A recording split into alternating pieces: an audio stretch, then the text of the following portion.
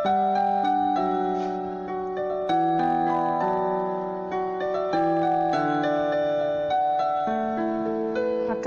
na to, magguna kita dumakan bukon hangkan daranan in kahunit sinyanan amta.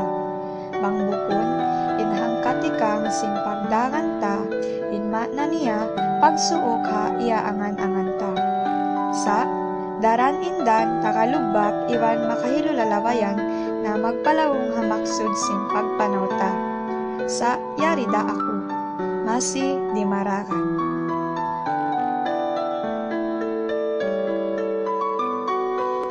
Si Amira Jawali.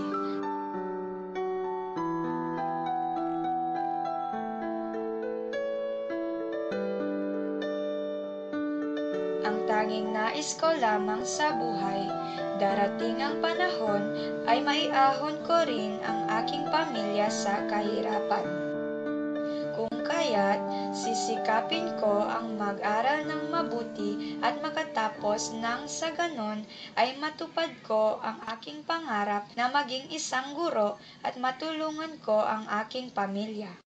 Ang kwento ng aking buhay ay nagsisimula pa lamang at sana marating nito ang ninais kong masayang katapusan.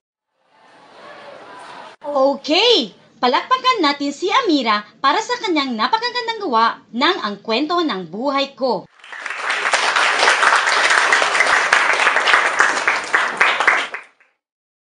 Malapit na matapos ang klase ko sa inyo. Kaya sa susunod nating pagkikita, ipagpapatuloy natin ang pagbabasa ng Ang Kwento ng Buhay Ko.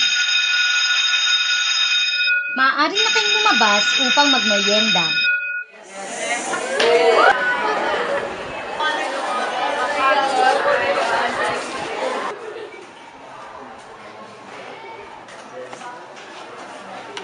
Amira, karikaw, pakantin kita. Uno kaya uya. Ay pa ako yakdi. Yan suman pa. Ganun? Iba na mo na sa kusong kita.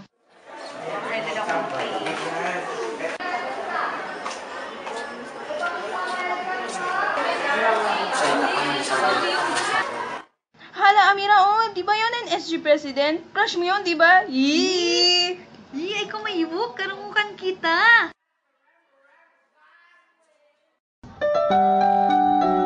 Yee! Smile pa more!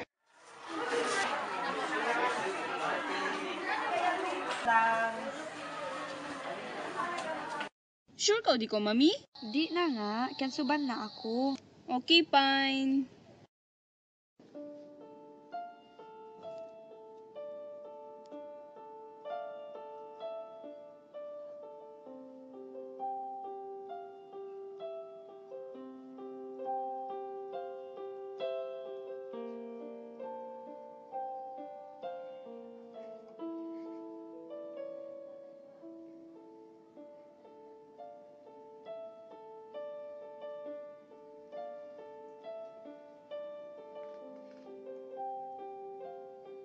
Mama na ko makabira biyaon adlaw-adlaw.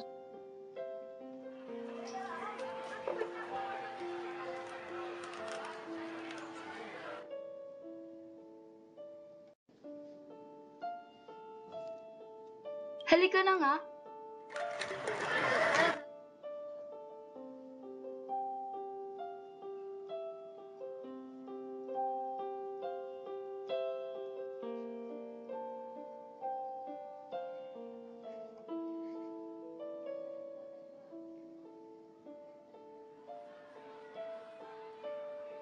Huy, Amira, nagunog ko doon. Koira. So na, parom na kita ang pagkita class.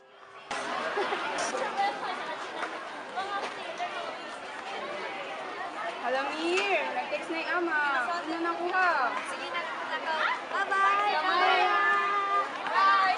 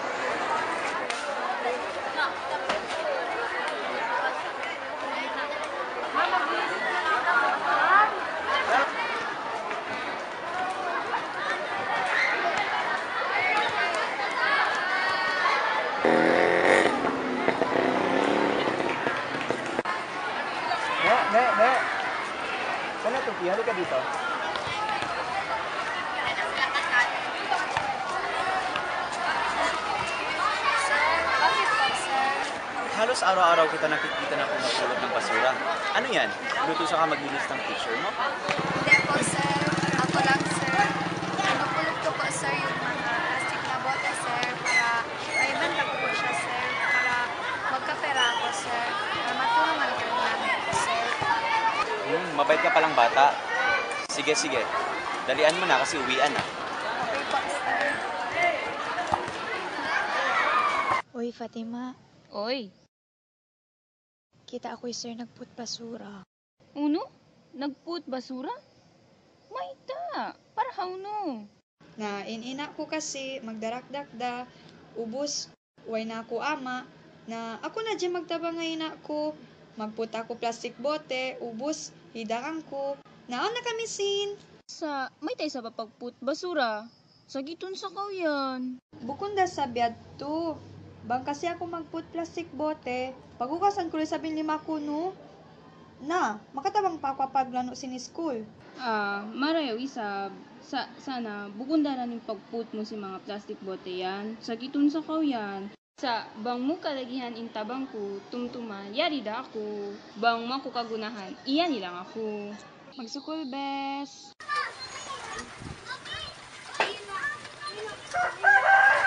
Assalamualaikum. Selamat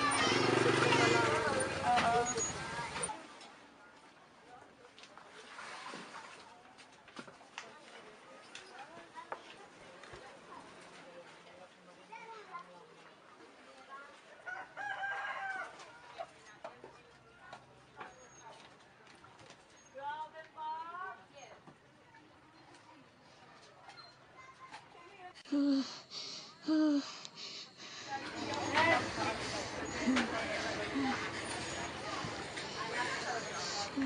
Ina!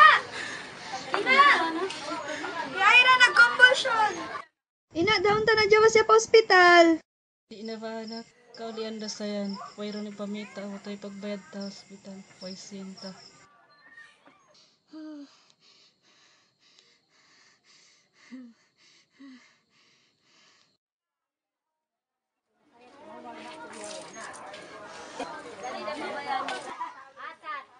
Ina, okay na siya?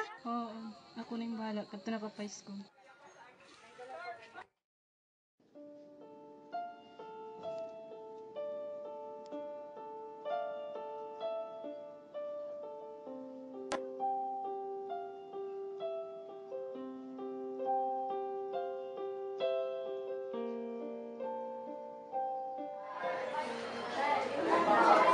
Sino makapagbibigay ng kahulugan ng paghalip? Amira. Amira! Nakatulala ka lang. Hindi ka nakikinig. Ma'am, sorry po, ma'am. Paalam na sa inyong lahat.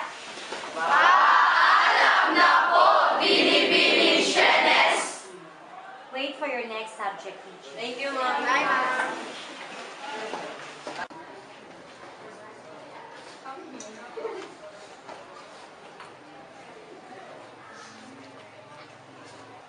Uy, Amira, pakain ka. Huwag pa kita class. Diba? Wala mag-skip ka? Uy!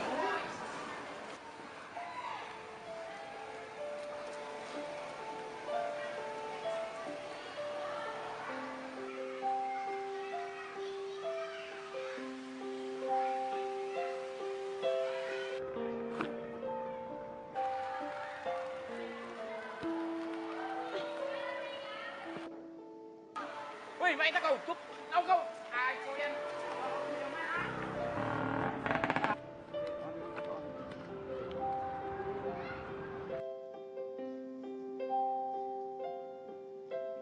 Aira? Kak? Kak, tawang! Aira! Aira! Kaya ko daon ta na ko pa ospital.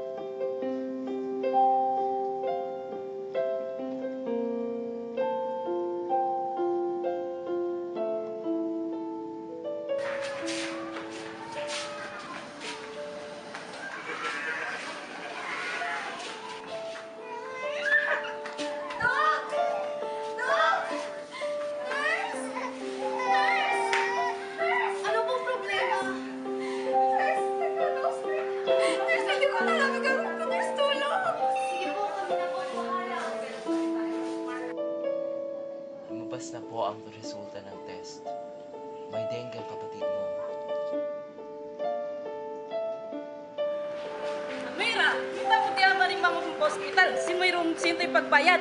Paano kita kumasin? Ina! Nakatanggi, Ira! Makadyaris siya pati magdita sa daong hospital.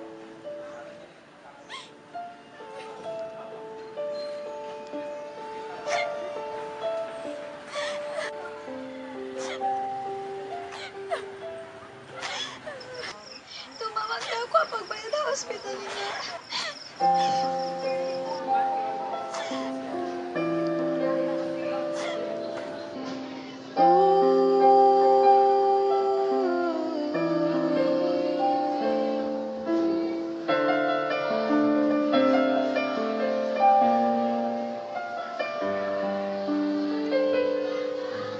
Mahirap o mayaman, tayo'y pantay-pantay lang. Walang mabigat, wala rin magaan.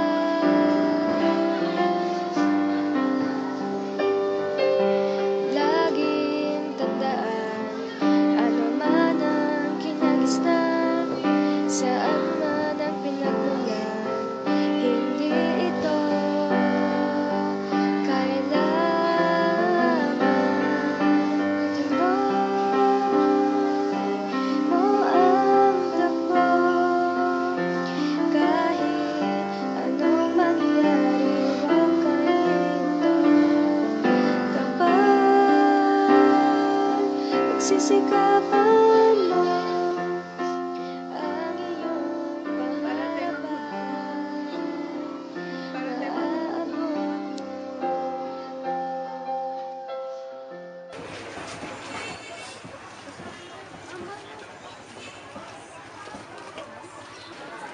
Amira! Amira! Amira! Amira! Piyakain ka! Nagunog ka! Bitaw ko nag-absentiban ng escape! Uy, Amira! Magbistara ka!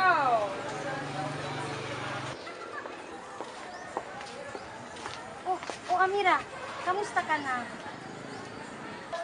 Pumunta ka ng guidance office dahil sa ginawa mo nung isang araw. Ma'am, pwede po akong sumama kay Amira para hindi po siya mag-isa? Sige, samahan ko na kayo. Good morning. Sir, andito na po si Amira. Good morning, umupo kayo.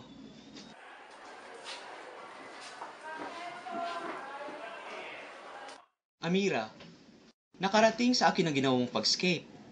Mukha ka namang mabait na bata. Nakikita kita. Bakit mo nagawa yun? Kasi sir, may sakit yung kapatid ko, sir, kaya kinailangan kong umuwi kaagad sa bahay, sir. Tapos pag-uwi ko sa bahay, sumudugo yung ilong niya, sir. Kaya kinailangan kong isugot siya kaagad sa ospital, sir.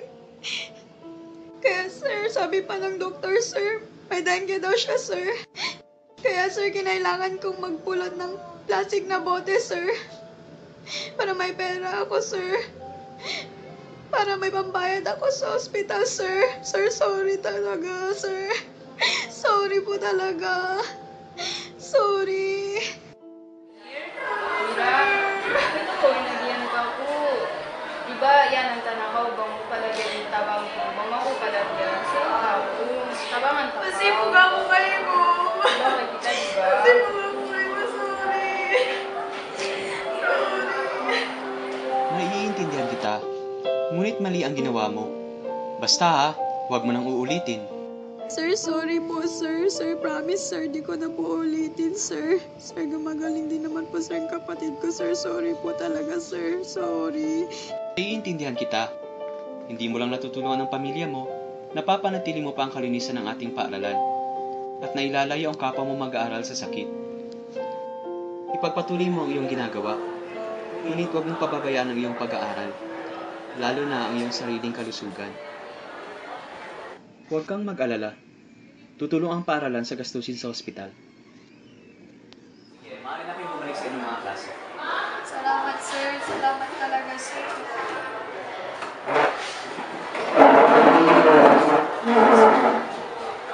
Okay lang yan, Mir.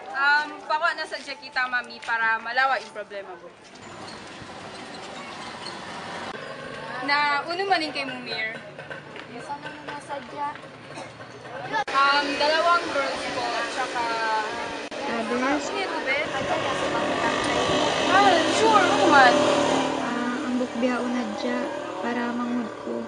Okay, patitag daw sa kuya. Sige, bes. Okay, bes. Uy, sugli niyo! Ako na lang yung kumawa. Okay.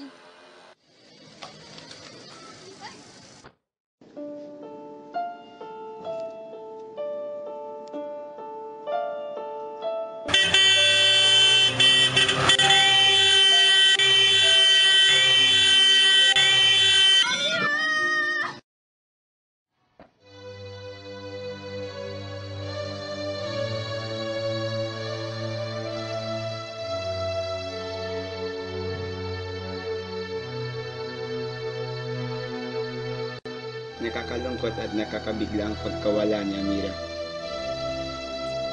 Nakakapanghinayang ring isipin na isang tulad niya na may pagmamalasakit sa pamilya, may mabuting kalooban at marunong makipagkapwa ay lumagay na sa katahimikan.